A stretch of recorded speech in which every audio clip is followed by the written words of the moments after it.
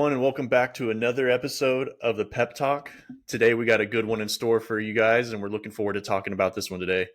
But of course, always with me, I got Tom and Nicholas. Fellas, how are you? Go ahead, Nico. How's it going, Jeff? How's it going, Tom? I was going to interrupt you, and I was like, I know. Like a pause. I know, right? I think we have to pick an order, but I'm doing great. Thank you for asking, Jeff. Good to see you guys. Good to be back home in Florida, where it's gross and humid. Nice. Yes, it's always good to have you guys on here. I always enjoy this. And here we go, guys. We're talking about another episode of Talking to Ourselves. And today we're talking about why unboxing is so satisfying. And Nico, I know you had some good topics to talk about this one. So let's go and start with you today. yeah, we were thinking about this topic and what's so special about packaging in general. And if we go to our root core, like our first experiences when we were kids, that's when all started with all the gifts for Christmas or birthdays. It's almost, if you try to think your first experience, you can have like a ratatouille moment and go back to your past and try to remember that first opening and the unknown of what to expect. And normally it takes a lot of time to do the packaging, but only a couple of seconds to destroy it and open it. So I guess it gives you dopamine, it gives you excitement and makes you wonder. And that experience, without you knowing, is translated to any kind of merchandise nowadays. Like when you open a box, when you open a flexible packaging, everything that you're opening is triggering memories in yourself, I guess. Yeah, absolutely. Huge dopamine release. The feel-good neurotransmitter, right? I mean, especially whenever you open up a bag of potato chips versus opening up a gift, it's almost identical. You know, I'm excited to eat. I'm also excited to see what's in this box. So I think that was a good point.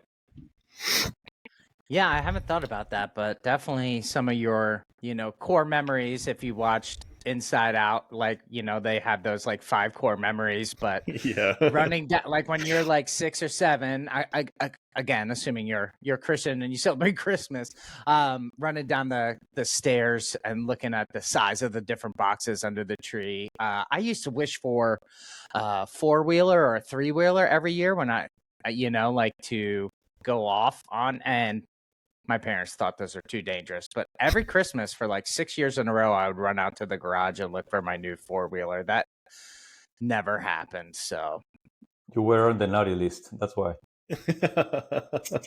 I was actually pretty well behaved. Yeah. Surprisingly. Good. It took me till my late 40s to start behaving badly. So Yeah. I mean, as humans, like we're naturally curious, So, and I think that's when it turns into a marketing aspect is how can we get someone to be what they already have is curiosity, right? So I think whenever we're creating packaging, it's very important to help with to give that curiosity back to whenever we are opening that package. And I think that's awesome that some of those potato chips are so decorative. They're so delicious. And again, we eat with our eyes. And it just creates like an ASMR sensory satisfaction thing. It's just everything sounds so good, kind of like taking back to our potato chips when we did the Pringles and I opened up that can. Just the satisfaction of popping that. I mean, that's huge. So I think those little keys added to those things can go a long ways. Yeah, it's interesting. I'm sorry. Go ahead, Nico. No, go, Tom. Oh, I was going to say, it's interesting that we have a little bit of dichotomy going on with the excitement of opening up really nice packaging, right? Like when you got your first iPhone, it was so cool in that folded carton box, and you had, your charger and your charger cube and the headphones. Now they don't give you any of that stuff anymore, but it still was like a really bespoke package for the iPhone. So that was an exciting thing. And then, but the dichotomy of that is we get so much stuff from online shopping now, and the unboxing of that is usually, depending on what you get, but it's usually kind of not as exciting, right? It comes in like a brown Amazon envelope or in a brown cardboard box.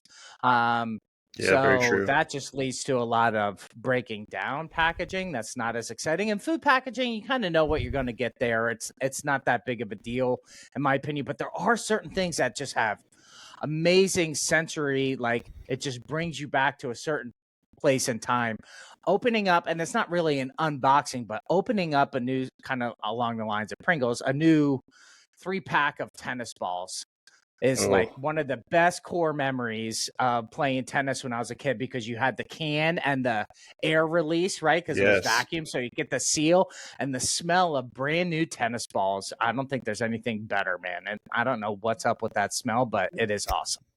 No, I no longer drink as much Coke as I used to drink before, but I think the most famous sound is the traditional psst when you open the can. It's like I hear it even if from another kind of beer or whatever, but I always associate with Coca-Cola. Like, psst. Yep. I keep that in line with same thing. You're like you were saying that you don't drink soda. I typically try to stay away from soda as well, but I've been starting to go more towards the like flavored water, like the little Croy type stuff, and I still get that dopamine release whenever I crack that bad boy open. So I feel you on that one.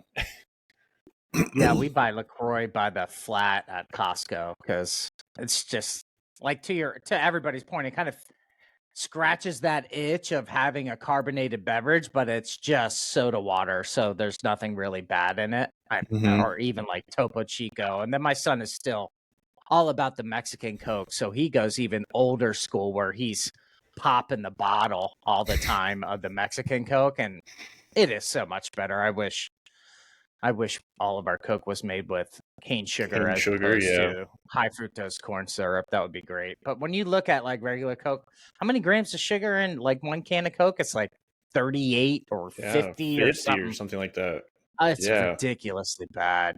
It's ridiculously bad. Especially for how fast it can go down. I mean, you have to think, how fast does that sugar disappear? I mean, you're drinking that soda, and again, it's us talking about dopamine and like the ASMR aspect of it and just the excitement. Sometimes that first sip is not enough, and it's just, okay, I'm going to keep going type scenario. So 50 grams of sugar, 35 on average to 50, is gone within 2 minutes. So I think I opened the Pandora's box with my comment of the Coke. That's good. Yeah, that's good though.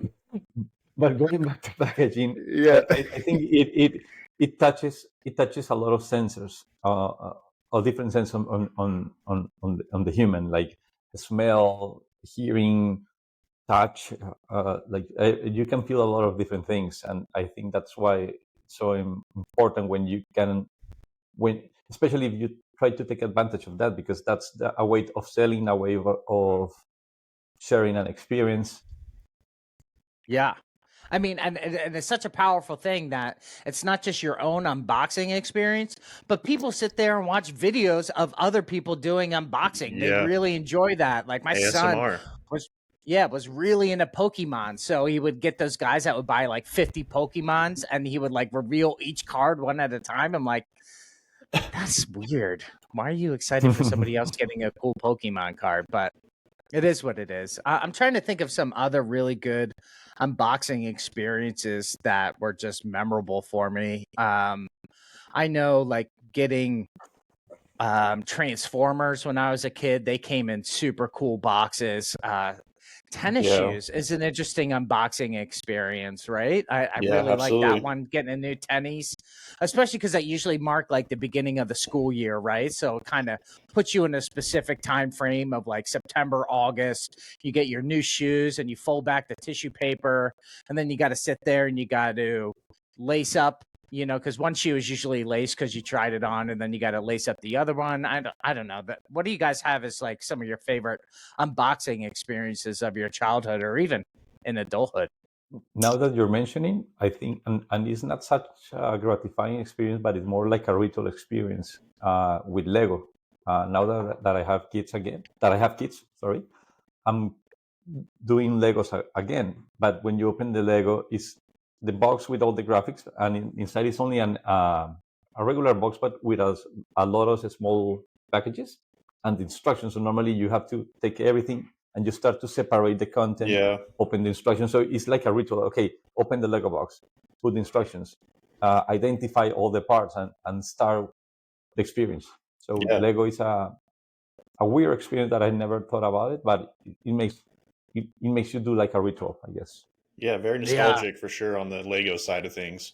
Even Lincoln Logs. But back to like the Lego thing, I would say Legos would do that for me too, considering that's kind of what I grew up with, building Star Wars, building Transformers. I mean, there was so much that you can do with the Lego. You could build this entire thing, but opening the box in general is just amazing. I mean, again, they sell you with their pictures on the front, so it's a genius marketing strategy, right? It lets you know, like, hey, this is what you're buying, this is what you're going to have fun building.